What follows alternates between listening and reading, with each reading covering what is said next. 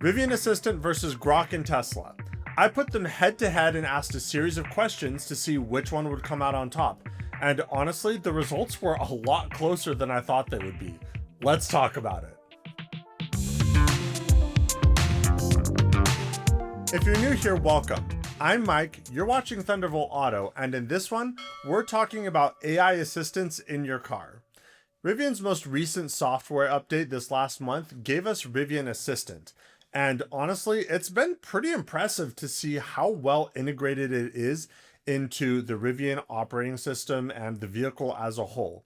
And it certainly wasn't a perfect launch. There's definitely a lot of rough edges that need to be smoothed out. But for a first release, it's pretty great. This is a huge step for Rivian in creating what they call an AI-defined vehicle. I talk a little bit more about what that means in this video here if you're interested in checking it out. But in a nutshell, it basically means they're integrating AI from every part of the vehicle manufacturing, the vehicle itself, and service as well. And it's all one unified AI system. And Rivian Assistant is a great window into exactly what that means. It has direct access to a lot of vehicle controls, diagnostics, things like that. But the elephant in the room is, how does it compare to Grok? Because Grok was in Teslas for months before Rivian Assistant appeared.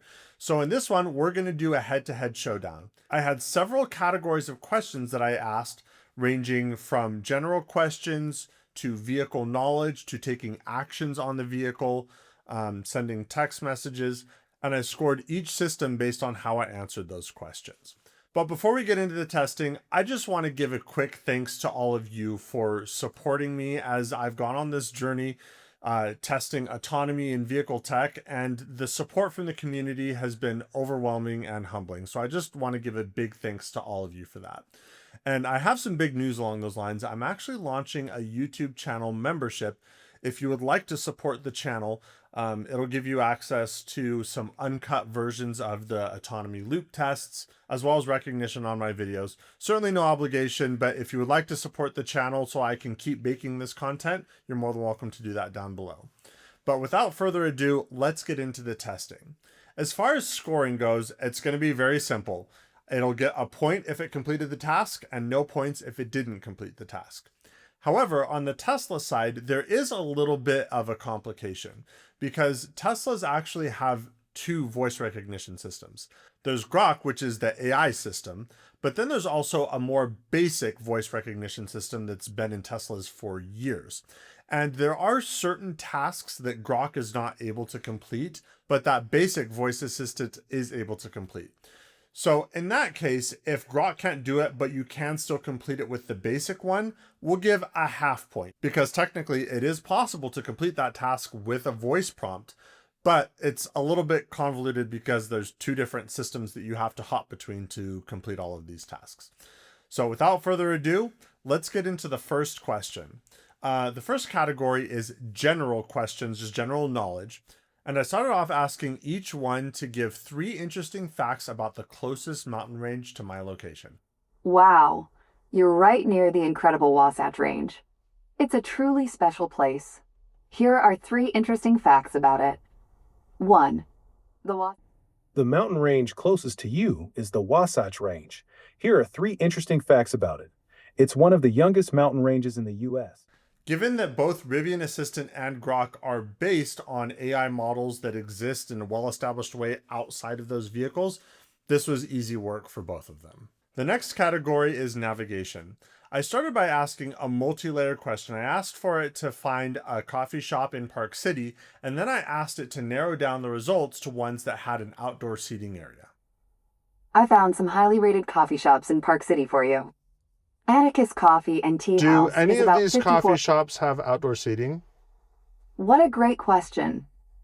I'm happy to help you find a coffee shop with outdoor seating. Atticus Coffee and Tea House has a dog-friendly patio with relaxed outdoor spots to enjoy your beverage. Union Patisserie has outdoor perfect. seating. Let's navigate to Atticus.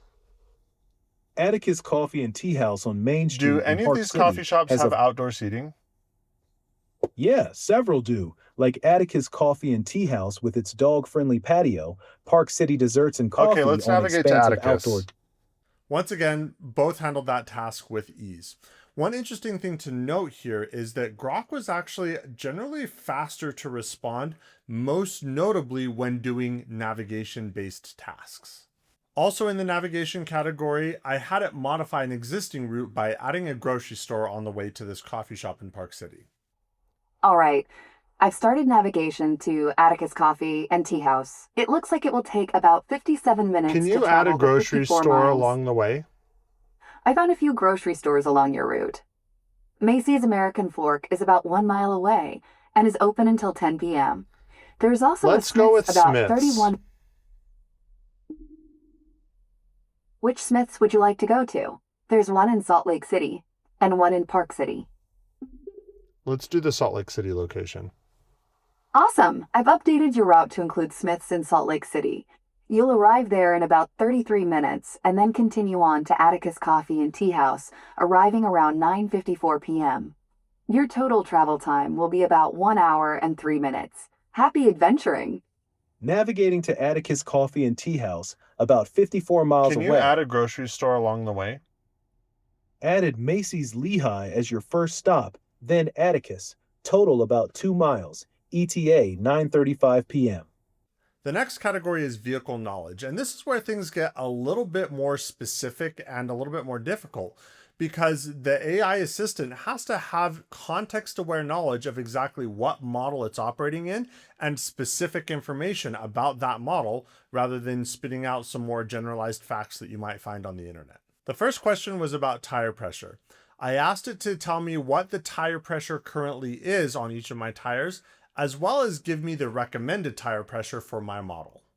Your vehicle's tire pressures are currently front left 49 psi, front right 49 psi, rear left 49 psi, and rear right 48 psi.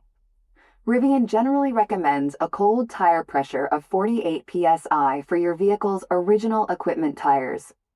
Check the tire and loading information label on your driver's center door pillar for the exact recommended cold tire pressure, usually around 42 psi for this Model Y. Your current pressures are front left at 43 psi and the others at 45 psi each. Tap Controls, then Service on the touchscreen to see them live. Then I asked it for something that would be found in the owner's manual, again, specific knowledge to the vehicle that we're in. I see a little icon of a steering wheel on my screen. What does that mean? The steering wheel offers a heat option. To turn on the heat, you can select Seat Climate and then Heat Steering Wheel, or choose Fan. The steering wheel icon on your screen is in the Controls menu for adjusting the wheel's height, tilt, or distance using the... Next up, we're kicking things up yet another notch with vehicle actions. This time, instead of asking information about the vehicle, we're going to ask it to actually take action on the vehicle that we're in, so this becomes an AI agent where it's actually performing a task. To start things off, I asked it to vent the windows a couple of inches.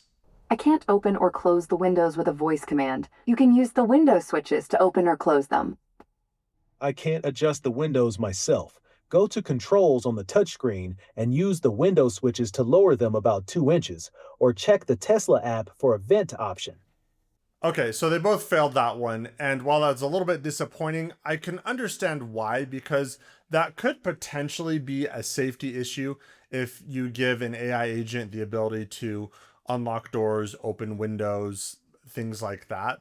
That said, I have heard rumors that Rivian Assistant will be getting the ability to vent the windows. It won't necessarily be able to open them fully, again, for security reasons, but it could at least vent them.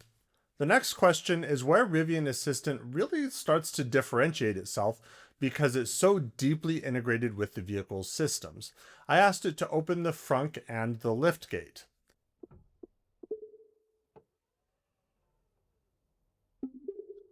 Open the lift gate. Please confirm that you would like to open the lift gate. Yes, please.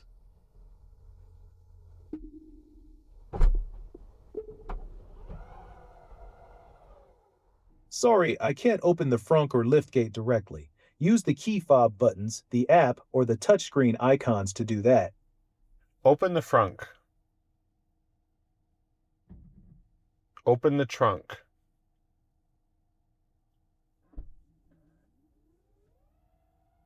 On this one, while Grok wasn't able to complete the request, you are able to do it with the basic voice assistant.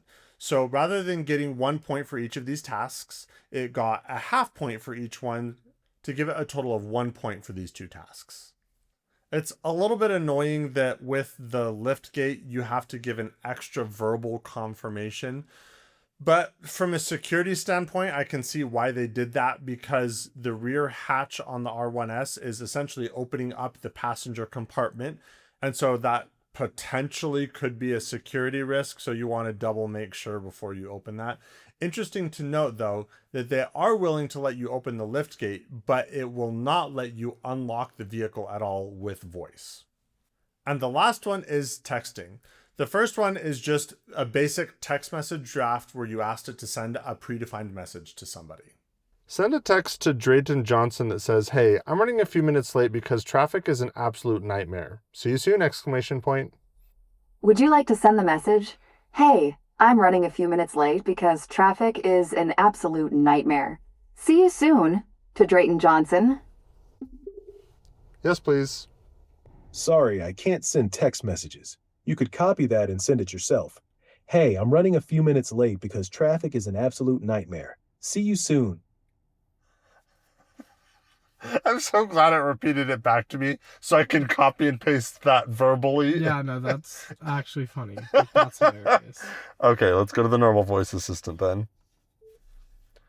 Text Mike Perrette and say, "Hey, I'm running a few minutes late because traffic is an absolute nightmare. See you soon!"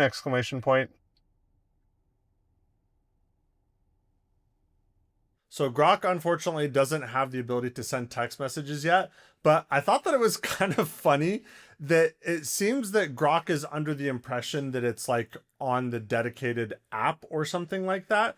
And so it like dictates a message and says, "Oh yeah, just copy paste and send this from your phone."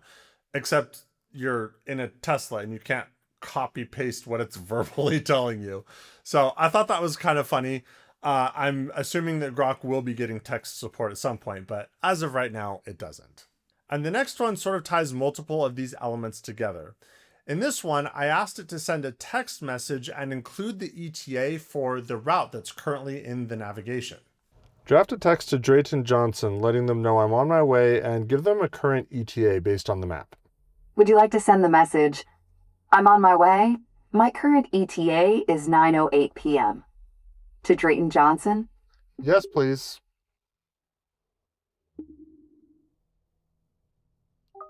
Hey, Mike Perrette, I'm on my way. ETA 9:42 p.m. in about 5 minutes. Can you send it? Sorry, I can't send text myself. Just copy and paste that draft to Mike. And with Grok, same limitation as before. It just tries to have you copy paste into your phone to send it. But it did understand the assignment of what I was trying to do, and it did include the actual ETA from the navigation. So on that part, it was good. Quick interjection from editor Mike here. We actually didn't end up giving any points to Tesla on this one because while you can send text messages with the basic voice integration, it's not aware of the actual navigation, so it's not able to complete this task of sending an ETA. And Rivian Assistant handled that nicely. That said, when it comes to texting, it's not all good news. And this is actually a limitation that applies to both Tesla and Rivian. Group texting and even just one-on-one texting is kind of disjointed and weird. If you're sending a one-on-one text message with an iPhone, it will send iMessage, but if you're sending from iPhone to Android, it will send as a regular SMS instead of RCS. When you're sending from an Android phone, it just doesn't support RCS at all. This is just a limitation of Bluetooth itself, as well as how each of these phone operating systems is built fundamentally. So in order to get true group texting support as well as RCS support, there needs to be some kind of other integration. Tesla really hasn't said much on this, but it's been kind of a disjointed experience. Rivian has said that they are working closely with Apple and Google to find a workaround. I suspect what this workaround may look like is you have the Rivian app installed on your phone and you give the Rivian app access to your text messages, and then that forwards it to your vehicle. Not entirely sure exactly how this is going to play out. That's just my assumption. So as of right now, yes, texting is supported, but it's not a great experience. But anyway, that's enough of that tangent. Let's get to the final scores. Grok got a total of 8.5 points and Rivian Assistant got 10 points. While Rivian Assistant did get the win here, it was not by a huge margin. Grok actually was a lot faster to complete certain requests, and so that really makes it feel like a lot more polished system in some ways. And it actually has been improving a lot. I was quite impressed with the level of integration that it has with understanding the context of being in a Tesla, understanding things about the owner's manual, and helping guide the owner through various vehicle-specific things. That said, Rivian Assistant has a little bit better vehicle integration, and that's what ultimately gave it the edge on this one, because it was able to actually complete tasks with the vehicle. The other thing that pushed it over the edge was that it was able to send text messages directly instead of falling back to a more basic voice recognition system like Tesla. So we'll be monitoring as this one goes, because Rivian Assistant and Grok are both far from complete, and they will be continuing to get lots of updates. In any case, it's really great to have real competition, because that means that us as the consumers win, because we get lots of cool new features and fun tech to test. But that's all the testing for now. Thanks for joining. Until next time. They keep asking about the long-term reliability, and you're over here praying this piece of doesn't die on the highway like your last 3 relationships. You finally pull over, look them dead in the eyes and whisper, "So, want to sign the papers and make this official, or should we both pretend this never happened?"